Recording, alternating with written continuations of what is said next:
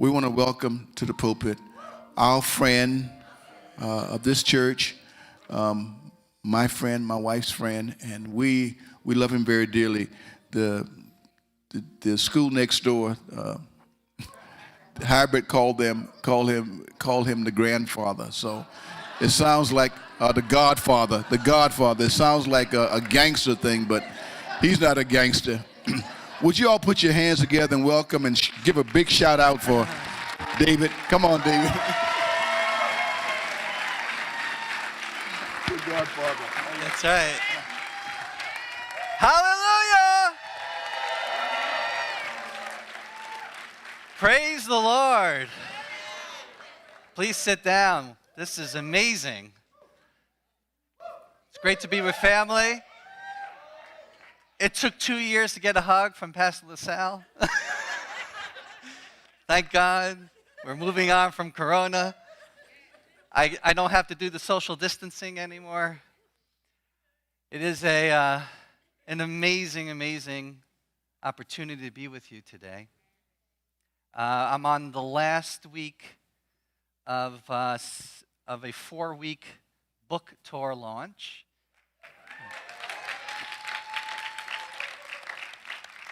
Your Sabbath invitation. And I know my family here has already got the book. But I want to say a special thank you to everyone who was with me in the journey. For nearly 22 years, I have served the calling of Jewish-Christian relations.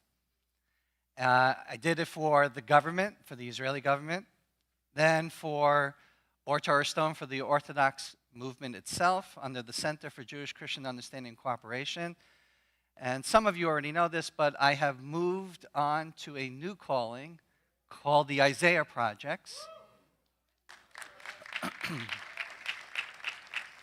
And it was inspired by the hybrid, your godfather. Yes. There are Christian grandmothers who are very concerned about how grandchildren are being inundated with values that are contrary to the Bible and to God. And I've been asked to come into this new journey to provide Hebraic resources for Christians to understand that they're part of a greater narrative that is with the Jewish people and with a geographic location called Israel. So I have stepped away from my position as executive director for the Center for Jewish-Christian Understanding and Cooperation, and I am now the Israel director for the Isaiah Projects. And one of the first resources that we have now published is Your Sabbath Invitation.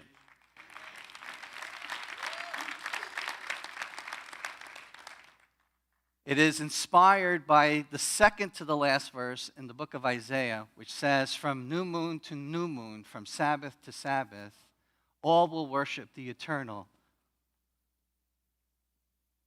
An end-of-time prophecy that is positive.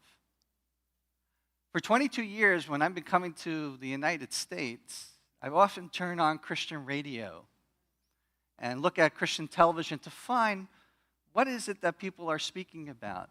And normally when we're dealing with end of days, there's a doom and gloom scenario. But there is a prophecy that is quite positive, that is a partnership between you and me. And that is what Isaiah says as the last thing he envisions, that the world will celebrate the Sabbath. That's a huge vision, because usually Sabbath has a bad reputation.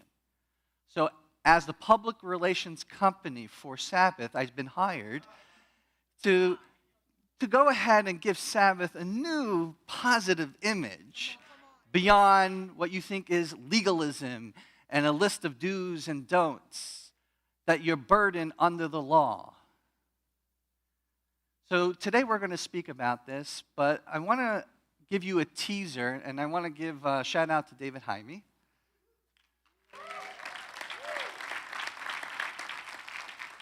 David was responsible for your sabbathinvitation.com website. So I just want to say thank you.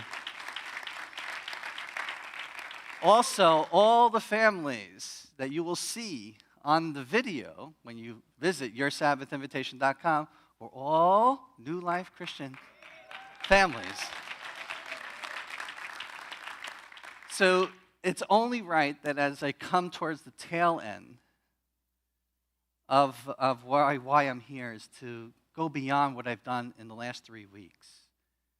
And just to say thank you from my family to yours for walking with me during this transitional phase. I never thought that I would be involved in working with the homeschool world and providing Hebraic thought Bible curriculums, disseminating, publishing something like Your Sabbath Invitation.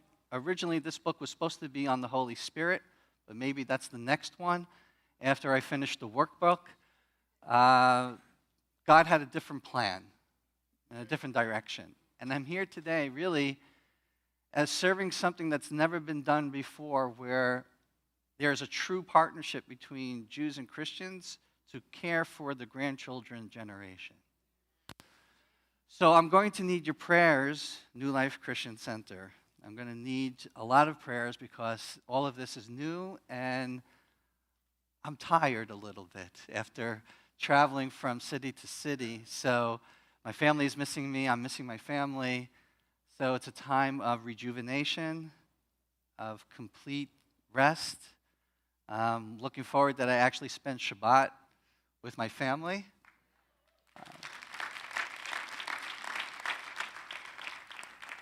The question people have been asking me is, why is Hebraic roots important? Why should you care? It's a legitimate question. If you haven't been involved in New Life Christian Center, and this is your first time visiting either online or physically, this is a question many people have because this is a church that really appreciates Hebraic roots. And sometimes you really need to explore why you're doing it. So I'm going to ask David Jaime to bring up a PowerPoint. And we're going to deal with the Hebrew word mikveh. Okay? So I transliterated for you. It's M-I-K-V-E-H. And many of you who already are into Hebraic roots know that it's a ritual bath. It is something that you go in to immerse yourself for back in temple times if you were in touch with a dead person. You attended a funeral. Nothing bad in attending a funeral, but you had a spiritual impurity that prevented you from eating anything that's holy or entering the temple. If a woman is finishing her cycle for the monthly cycle, she would need to go into a ritual bath to go ahead and be a couple again. I'm trying to make sure I clean up for the kids, so there we go. The same thing with someone who contracted spiritual leprosy. Not leprosy that you see today, but it was a spiritual leprosy based upon bad speech, gossip. There's a story called Miriam that she gossiped on her brother Moses. She received leprosy. She was sent outside of the camp of Israel. In order for her to come back in, she had to immerse in a ritual bath. Right? It's good because she had something called Miriam's well. So that helped out that there was water that she had merited Israel to have. All of those cases that I'm dealing with is something is related to death, and in order to come back to the life of the community or the family, you need to immerse yourself into a living body of water. All right? I'm giving you this sort of background because, could we go to the next slide, David? We're going to go to Matthew chapter 3, verses 13 through 15. I just got Pastor LaSalle caffeinated. All right. This is, actually, it's actually not the completed Jewish Bible. It is actually, it's not the completed Jewish Bible. It's actually Dr. Brad Young's Newer Testament translation. So I just want to make that very clear. It's not the CJB. It is Dr. Young, Brad Young from Oral Roberts University, who started the Judeo-Christian Studies program. He came out with a translation on the New Testament that he spent 30 years on in understanding the phrases that people take for granted in its Hebraic context, in its Second Temple Judaism context. So he spent 30 years translating, and it was published in 2020. I'm the person who sells it, by the way. I'm just letting you know. So it's called the Newer Testament, and it's available on Brad Young's website. So you're going to see something very unfamiliar, that your own translations, you're going to see names in Hebrew. So when we're talking about Yeshua, we're talking about Jesus. For people who don't know, Jesus is a Hebrew name. When we talk about John, we're talking about Yochanan in Hebrew. So I want you to just get used to that. Now, many people think that John was a Baptist. Maybe a Lutheran, but not a Baptist. So I want to give you a little bit of a context. What's happening here and what's happening, unfolding right here is Jesus is coming from Nazareth. John is busy going ahead and immersing people fully into the Jordan River for a renewal of their commitment to God, which was a custom back in Second Temple period. Sometimes you feel like you're not on the right path and you want a fresh start. So the custom was go into a body of water, a living body of water. We're going to understand why it has to be a living body of water. And then come out as a renewal of your commitment to God. It's a custom actually done by Jews today. Sometimes they do it every day. There are certain groups within Orthodox Judaism that go to a ritual bath every day. Now, when we talk about a ritual bath, human engineer, we mean there's a pool, but next to the pool there's a pipe that's connected to rainwater that was collected, all right, because it has to be a living body of water, all right, not bathtub water, right? I want to make this very, no, so it's important because we're going to go back to why, but I'm setting up the scene for you. So what's happening is that Jesus wishes to be immersed by John. John is saying, well, maybe you should be doing this for me instead of me doing this for you. Now, Christian theologians and academics are trying to figure out why is Jesus need a baptism. As you believe in Christianity that Jesus is the perfect lamb, he's a perfect human being, there is no sin. So far, so good. That's Christian Theology 101. For those who may not know, I have a master's in theology from Oral Roberts University, so everything's good, okay? We're good. So what's happened? So I just want to make this very clear. It's not a baptism. A baptism is a sacrament in the church. This is the unfolding of a story before the crucifixion and resurrection of Jesus. This is immersion. So if I would tell what John's title should be, it's John the Immerser, not John the Baptist. Okay? Just to think about it, because baptism as a sacrament can only happen after the crucifixion and resurrection. And it has a meaning and a theology behind it. What's happening here is immersion into water. John is doing it, Yochanan is doing this from the context of, I want a renewal with God. So far, so good? Good. What's Jesus' answer? Well, let's do this together for the sake of righteousness. That doesn't really answer John's issue. John feels unworthy. So what is Jesus answering John? So let me help you with the word righteousness. Here's your second Hebrew word. Your first Hebrew word was mikveh, M-I-K-V-E-H. Your second Hebrew word for today is going to be tzedakah. Okay?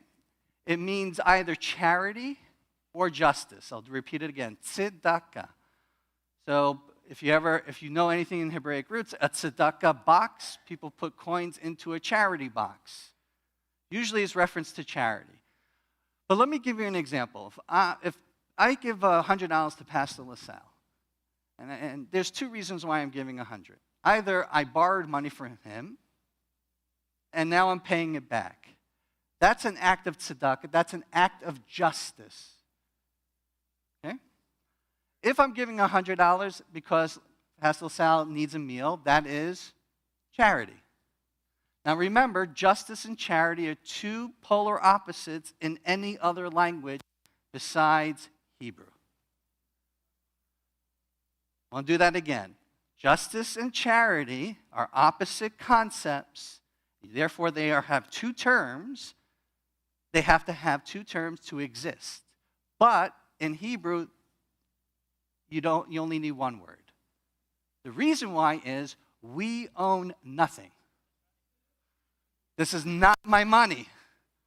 So it could be an act of justice to repay a loan, or it could be an act of charity to give someone a meal. It's the same act. The money is going for whatever it needs to be actualized in, because I am simply a conduit, an agent. What God has bestowed in my life here is in terms of money. You can do this in terms of your time with people, so on and so forth. Blessings that I have are simply from God. I don't own them. That's the concept. Okay? So that's the word tzedakah, and Jesus is using this word tzedakah for a purpose.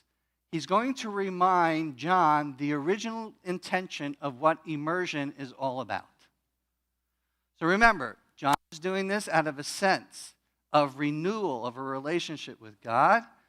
Now Jesus is going to teach John what the original intention is. That the act of immersion into a body of water is an act of tzedakah. Okay? So far, so good? This is going to be a reason. Now, again, whatever you've been taught until now is fine. I'm trying to give you a high definition, seeing something in high def, having a 4D approach, or wherever Ds are in virtual reality, whatever it is. What I want to do is take what you've already learned and just give a little bit of an oomph, so you will be better to appreciate what is it that's being said, so you can do kingdom work. But that's the partnership between us. So far, so good? Good. Next slide, David. So let's go back to the first time the word mikveh appears in the Bible, and we have to go to Genesis chapter 1. And you are entering in the day one what's called a water world. So some people say, what was created on the first day? Most people will say light. But light is after something. You're coming into a place where there is darkness and water and a lot of chaos. So one of the things you know about water is the Spirit of God was hovering over the face of the water. That is day one. Let's go to the next slide. Now we come to day two. Something is going to happen to these waters. There's going to be a separation. Higher waters, lower waters, a lot of firmaments happening, whatever a firmament means, and expanding. And it seems to be that God is taking whatever we're seeing on day one and starting to divide things, starting to contract. Then we go to day three. Next slide. And this is where the first time the Hebrew word mikveh appears. It's in Genesis chapter 1, verse 9 and verse 10. And finally, all those waters that we have on the lower level are going to be now divided into a particular group called the gathered waters. And that gathered waters gets a pronoun called seas. So the first time you really look at the Hebrew word mikveh is called a gathered water. So when I talked about a living body of water beforehand, I'm talking about a living body of water with what you see in creation. 70% of the world is made of water. All right, go to the science class in hybrid, they will teach you this. Is that correct? Good. So, if you want to understand God a little bit in our finite human brain, you have to look at the first 3 days of creation and what God is doing with the water. Because a human being can't live in water. A human being will build a bridge to go over water. We will build a boat to go on the water. We will dip our toes and occasionally swim in the water for a little bit of time, but we can't survive and live in the water. So that means the water represents how God operates in the world. So far, so good? Excellent. What's the whole purpose of why God is contracting all of this water? Next slide. I'm sorry, just in case you were falling asleep. That's Kevin Costner up there, if you ever saw Waterworld. All right, just making sure that I got your attention. Some of you like dozing off a little bit. So God's world's water, next slide. So the reason why God is rearranging all of this is to make space for humanity. God operates in the water to make space for you and me. God wants a He wants us to choose that relationship freely. But in order for that to happen, we need a place to reside. Well, you can't reside in His world. We're going to create a world. But that world is created by contracting water, and then the earth appears. Okay? Now, this is a lot of Hebraic stuff I'm putting to you on today, but I know you're my family, and you've dealt with Hebraic stuff. So this should be going smoothly. Those who are first-timers, ask your friend who's been here before, all right? They'll help you out. So that means when we go into the water, we are going into God's world. All right? Our world is here. God's world is in the water. But it tells you something amazing about God. God needs to contract Himself in order for a human being to appear. He can't completely reveal Himself, otherwise we have no choice to say yes to Him. The yes can only come based upon that I don't get to see God in His fullest glory. Okay? Earth is a place where you don't see that.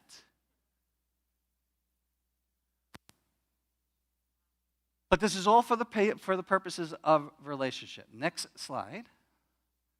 So Elohim, that is the name of God in Genesis chapter 1 through Genesis chapter 2, verses 3, that is used 35 times. You had a song about holy, right? That is another name of God. That name does not appear until Genesis chapter 2, verse 4. The only time you see God mentioned the way He is as Elohim is in Genesis chapter 1 all the way through Genesis chapter 2, verse 4. Elohim means ultimate authority. It is the complete source of everything. If I was an editor of Bible, I would just say, okay, God created the heavens and the earth. Why do I have to keep repeating God's name for every single thing? Because for every single thing that's created, He is the ultimate authority. That's what Elohim means. The song that you sang, that God is holy, is a fusion of past, present, and future. Okay? God created time. It's divine. A past, present, and future is a divine concept. Okay? I'll give you an example. If you say yes to God, many people think if I say yes to God that my past overwhelms any future with Him. Well, from a God's perspective, that's not true. As long as you say yes, there's always a future, and the past never goes ahead and gets away in the future. Okay? But at this point in time, we're not dealing with the human story just yet. We are now dealing with the world. The world was created with the name of God of Elohim in complete justice. Only through the human being, then all of a sudden when you get to Genesis chapter 2, verse 4, and you move on to about chapter 4, you'll have both Elohim and the four-letter name of God. Because that name represents mercy. Okay? So you have with the human being both justice and mercy. You know what it sounds like? A word called tzedakah. Righteousness. That word tzedakah is going to be key because now, let's go, we can close the PowerPoint. We don't need it anymore. So what is Jesus telling John? While you're doing this for a renewal of a commitment with God, and that's extremely important, but we're going to do this for the original intention to immerse oneself into the waters, to understand that we, as a human being, is an act of tzedakah. By going into God's world and knowing that, I come out and I must be reminded what I have to do for Him, and that is tzedakah, mercy and justice. It is the reason why Abraham gets elected to do God's work. In Genesis chapter 18, is because I know that he will do justice and mercy. So, here I gave you just a little bit of a Hebraic background to Matthew chapter 3, verses 13 through 15 of a story you know as a child, and I can tell you all the paintings. You see John bringing Jesus into the water, right? I want to give you a different picture, possible picture, is both of them are immersing themselves into the water because it is for the sake of tzedakah. Changes the story a little bit. Doesn't mean you didn't get any of the necessary lessons that you learned as a child until now, the importance of what that immersion is all about. But here's the high definition. Just a little nugget. Just to go ahead and show that you are part of a greater narrative with the Jewish people. Because we're both mandated to always be reminded that we are an act of tzedakah, mercy and justice, to do mercy and justice in the world for Him. Not according to what a human being thinks mercy and justice is. We have to do the mercy and justice that is outlined in His Word. Okay? The problem we're facing today is everyone thinks they know what justice and mercy is, and they haven't opened up a Bible. Or they ignore the Bible or ridicule the Bible. For the same people who go ahead and wish Christianity to be wiped off from the earth also wish to have Judaism wiped off from the earth. Because what we're dealing with today, unfortunately, is paganism in secular format. There's a lot of stuff that's happening that's kind of wild that's sort of fast-tracked in the last 2 years. And I really need you to get back to what this is all about because we can get caught up and have these influences enter into the body of believers. That's where things go wrong. This is the reason why I am stepping out from what I used to do to where I am. And this is why I'm working with a ministry to go ahead and actually, if you just get those little high definition nuggets, it might help a child growing up to understand the Bible, to understand what his or her purpose is.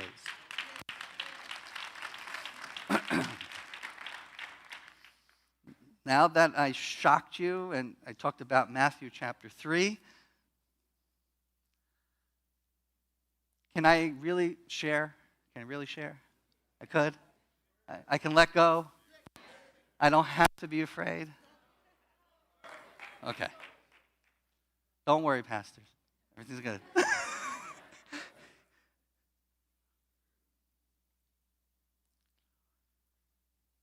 I was debating where to go.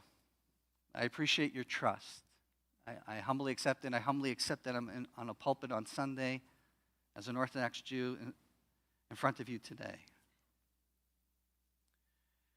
An end-time prophecy of Sabbath is extremely important. And I want to make this very clear. I'm not advocating for an Orthodox Jewish practice of Sabbath. I'm not telling you to go ahead and get some gefilte fish tonight, some type of cholent meat stew. I'm not saying that. I'm not saying you can't cook. I'm not saying you can't drive. You don't have a tabernacle orientation to Sabbath. You're not under that. But to think that Sabbath was nailed at the cross, I want you to revisit that if that is in your head, because I read something on that a few days ago and it shook me. Because it was based upon Galatians chapter 2. And this is Paul's writing from prison, and he's encouraging the early church. You know, this Galatians is a very unique letter because it's a praise letter, and you have even a poem from Paul. Yet there's a verse over there that don't let them judge you about the new moons and the Sabbath. Some people would like to say that the Sabbath was nailed to the cross. And I want to revisit that. I can understand where that's coming from because the way Sabbath has been presented is legalism and under the law. And everyone's saying, I'm not under the law. And I want to make this very clear. You're not under the law. But I would venture to say, this is where I need your trust, is that if you believe in God, and that you believe that Sabbath was already in the DNA of creation, then this has nothing to do with law. This has to do with being a witness that God is indeed the authority figure and indeed the ultimate redeemer. The reason why I say that is many times how law is presented or interpreted is in a way that says, well, you'll never reach salvation. You can't get salvation through your works. And I know I'm getting into Christian theology, but it's important because my ministry is working with Christians, and part of it is trying to go ahead and revisit certain things that you grew up with. And what I'm afraid of is that if there's such a negative feeling towards something that was the original intention of God, wow, there's something going to be missing of what we need to do for him. So I want to make it clear that the Sabbath is about affirmation, not salvation. I'm speaking to you as people who you believe are saved. So let's not act as if you're not saved. Which is, I feel many people don't know what that means even. You made a commitment to God, and it's through your pathway through Jesus, then you're in. So let's stop talking how many times you're going to get saved and start talking about how much we're going to do for him.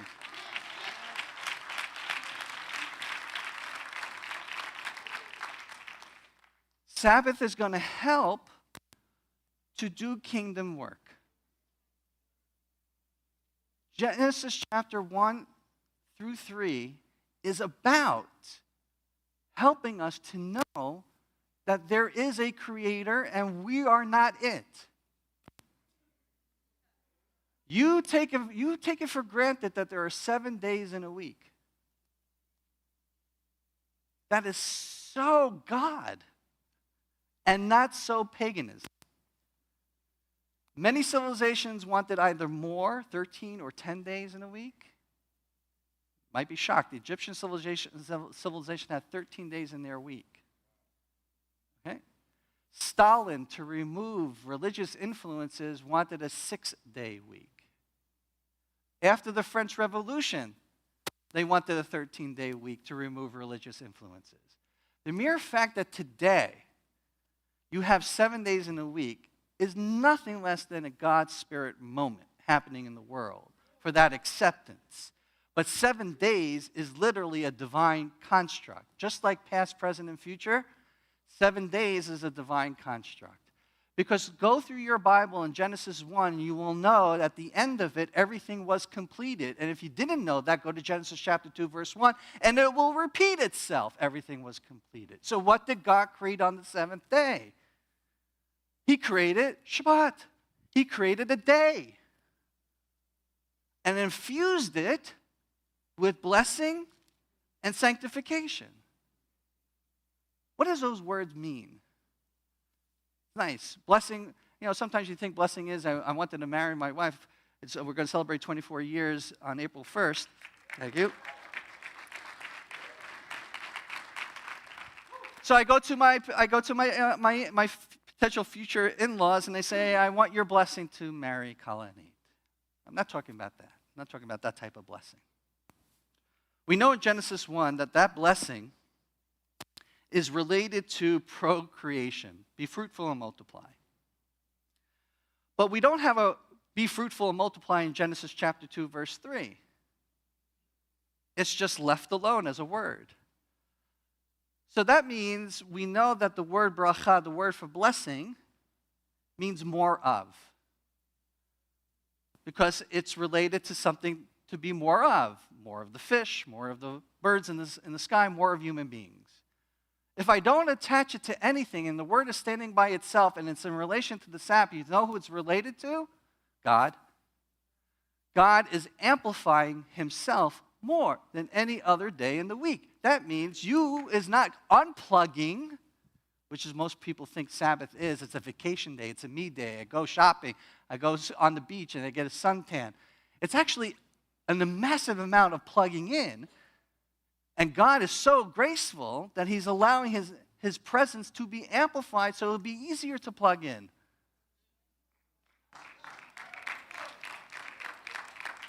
Then you have the second word, which is to sanctify, kadosh in Hebrew.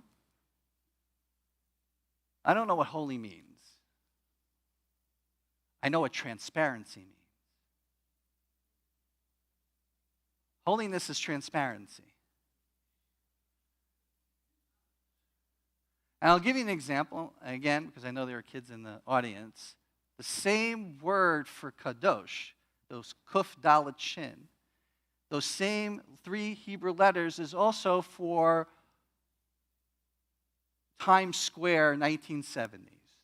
Good. That should help you for the adults in the room. You know exactly who that person is.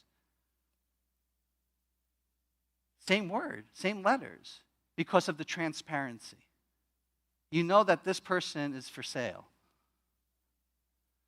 But there's also the same word is for God, meaning he is so much of him is being presented that when you're in that presence, it's so transparent. There are people I know, and you probably in this congregation even, you just go into their presence, you haven't had any conversation whatsoever. And you walk away without a conversation. And you say, I got some work to do on my character. Now, the person didn't say anything, but the person that you're in the presence of, because they're so transparent with their relationship with God, the only way you can walk away with is to go and you say, hey, what am I doing more for him? So what's happening on this created individual day that is unique from any other day of the week is the amplified, transparent presence of God. That changes everything about Sabbath that you should know up until now. I didn't mention to you can't go on an elevator when you go to Israel. I know you're going to go and you're going to say, what is the Shabbat elevator thing happening here? I didn't say you need to go on a Shabbat elevator. I want to make that very clear. Take the regular elevator. It's fine. All right? But to know that what God did on that day was to make more of himself available to us, then Sabbath is a total game changer. And if you think this is only a Jewish VIP club, and I speak to my co-religious out there that have critiqued me for promoting Sabbath to Christians, I want to make it very clear. Isaiah envisions everyone doing this. How does Isaiah get to that point? So go to Isaiah 56. I know I'm limited on time, so 11th commandment. So we can go? Okay, fine. All right.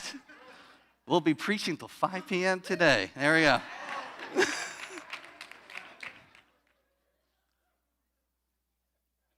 Isaiah witnesses his own moment of Jew and Gentile celebrating the Sabbath, and it's in a context that everyone knows. Isaiah 56, verses 1 through 7.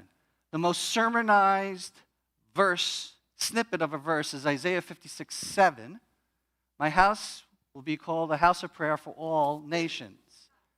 Now, I heard amazing sermons on it, but if you actually look at the verses, which I encourage you to do right now as I'm speaking, it's non-Jews, former idol worshipers, who have relinquished their idolatrous ways and believe in the God of Abraham, Isaac, and Jacob, and what is not only the inward affirmation, but what is the outward affirmation of what they're doing to prove that they're believing in the God of Abraham, Isaac, and Jacob? The Sabbath. I'm not making this up. It's there. Such a point where the eunuchs who feel that if they're doing this with the Jewish people, they might be lost in history, and God assures them a Yad Vashem. Now, you know Yad Vashem is a Holocaust Memorial Museum, but it's not what it's supposed to be as far as a phrase. The phrase is related to non-Jews who celebrate the God of Abraham, Isaac, and Jacob, and doing this through Sabbath. The eternal memorial is on God's side. You are never forgotten in history as long as you're with him. So Isaiah sees this, and he's telling the nation, don't throw them away. Let them enter. Let them be grafted in. So Isaiah sees this and merits the prophecy, but I'm going to go can I go one more step further? Okay, fine. What Isaiah saw in his own lifetime was something that was already mentioned in Exodus chapter 16. But before we can get to Exodus chapter 16, we have to go to Exodus chapter 12, verse 38. Because in a few weeks from now, we're going to be celebrating Passover, and most people think that Passover is about the redemption of the Jewish people. Yes, but it's also more than that. It's also the redemption of people who are not the biological descendants of Jacob. They were the great mixed multitude. Not a mixed multitude, a great mixed multitude. It means a lot of people went out. That means what God wanted to accomplish in Egypt, to go ahead and give his presence, to show that he's the ultimate authority. That the people in Egypt that were not the biological descendants of Jacob would see this and believe. And they do. They anchor their destiny with the Jewish people to go where they don't really know what's going to happen. In Exodus chapter 16, in the manna episode, where this is usual, the children of Israel is complaining, no food. Okay, we'll get you food. I'll get you great food. Bread from heaven. But I need you to do a few things. Number one, every day you need to go out and get your bread. You need to get the manna. Don't put it in your pockets for leftover for tomorrow. Don't put the muffin in, the Danish, the apple. Don't do that. Because tomorrow, if you do, it's going to turn into maggots. Right? If you look at chapter 16, you look through there, a lot of times you're going to see that phrase, the children of Israel, the children of Israel, the children of Israel. But you get to Exodus chapter 16, verse 30, it says, the nation rested on the seventh day. Wait. It's before Sinai. It's before the law. And a nation under the sovereignty of the God of Abraham, Isaac, and Jacob, in the actualization of that faith, celebrated some form of Sabbath. together. Isaiah knows this, sees this in his own time in Isaiah 56, but ends off in the prophecy of his book, the second to the last verse, that everyone will be doing this. Isaiah is not reinventing the wheel. He's just knowing that there are points in history that hit on this concept, but that invitation that God extended seems to be in a PR battle for people to accept that invitation. I know you guys do Sabbath, but now I want to add a little, again, high definition. A little bit of more high definition. You are an act of tzedakah by God. Never forget that. If you do, go into a living body of water to remind yourself of that. Most importantly, it's also the original act of mercy of God you're tapping into. Psalm 92, a psalm for the Sabbath day. 150 psalms, a lot of characters at the beginning of Psalms. David, the sons of Korach, Moses, I can go on. Never do you have a psalm that is dedicated to Sabbath, to a day. Why can't I have a psalm that's dedicated to Tuesday?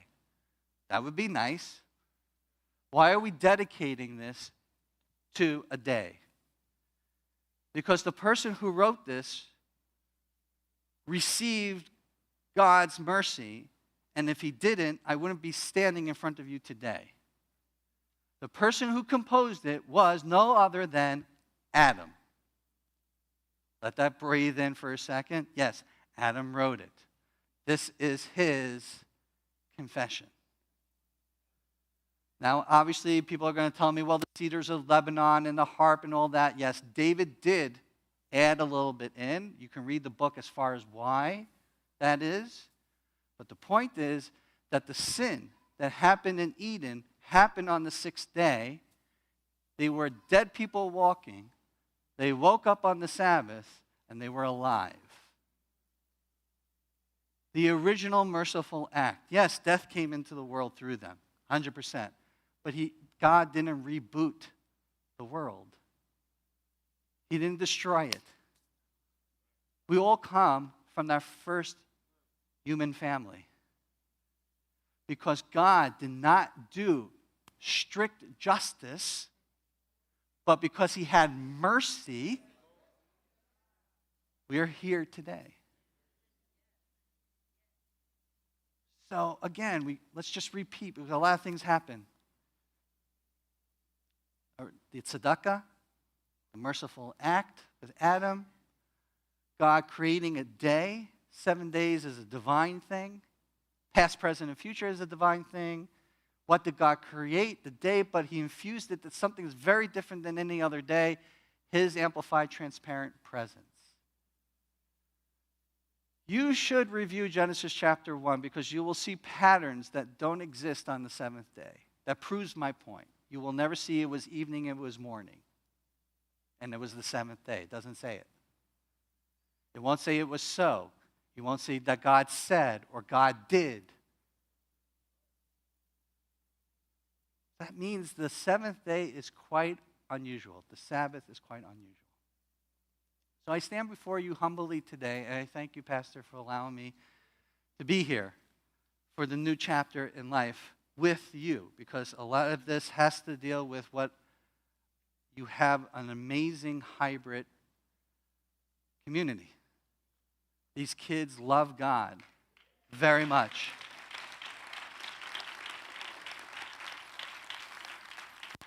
But there are many kids who are not as fortunate as hybrid is. That they have a church community that appreciates their Hebraic roots, that they support Israel and the Jewish people, that you got excited when you're going to Israel in 2023. The whole church did, right?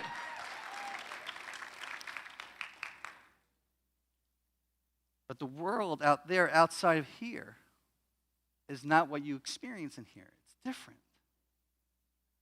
And we need everyone on this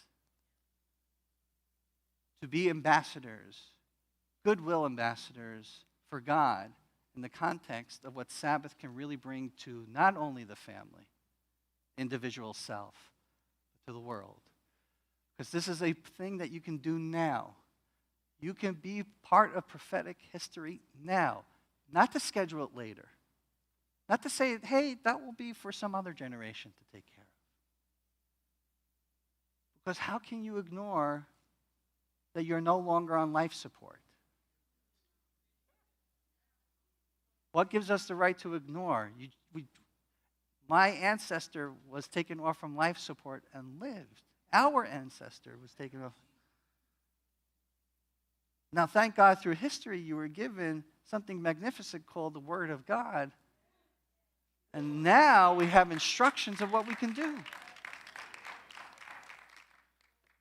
So again, much prayers are needed because this is something that it's better to say doom and gloom and to escape it all than to actually go ahead and deal with reality, say that the world needs us. God needs us. God made space for us to do his will, to say yes, and that yes has responsibility. You don't quit after salvation so you can join AARP until you die. You walk into a house like this, you walk out with a responsibility. What is your particular Sabbath model going to look like? Shabbat Shalom. Don't leave yet, David. Come on, let's hear it from David.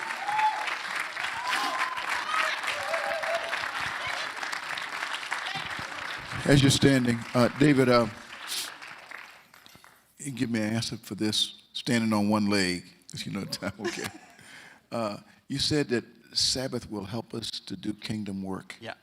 Can you talk a little bit more about that, just for standing on one leg? Standing on one leg. Mm-hmm. If you're plugged into the amplified, transparent presence of God, and you totally let your ego out, and you let him in, which he's more available on the Sabbath than any other day. Doesn't mean he's not available. He's just more available. And you take the chaos out of the week, and you don't bring it into the Sabbath, then you will discover your call faster than you would normally put wax in your ear. So, if that's in the book, not the wax in the ear or Q-tips, but that's how, this is all really, how are you going to do this if we're always constantly busy, or we're making ourselves busy for things that have nothing related to kingdom work? So if you take time with God and the family, it's not about a monastic lifestyle. It's not for you to separate yourself to have a vacation on this. You want a vacation, take a vacation. Sabbath is not a vacation. Sabbath is work. It's just a different type of work. It's work for him, not for you. Okay, those last comments. Okay. And you talked about kadosh, which we... Transparency. And elaborate on that, just standing on one foot just a little bit more.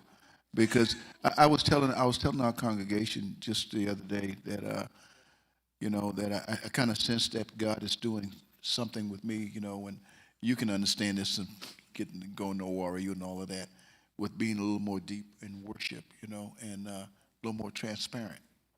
And so just make a few comments about that word. Because, most of us, we use that word kadosh for holy. You don't need to read the book now. We're going to tell everybody. The books are out in the foyer, okay? The books are out in the foyer. So the way I would describe when we're dealing with transparency is, it's based upon Isaiah. This is really it. Isaiah begins his book rebuking a nation for their outwardness of faith only, but not their inwardness to God. That's the book of Isaiah. It's not like the children of Israel weren't paying attention to anything that God was doing. They were just doing it with not the right intention. They weren't transparent. They weren't transparent with their will with God. That's very hard to be transparent, because that means you have to let go of a lot of baggage that you come with as an individual. Some of it because it was thrown at you as a child. Some of you develop because you just said, this is who I am.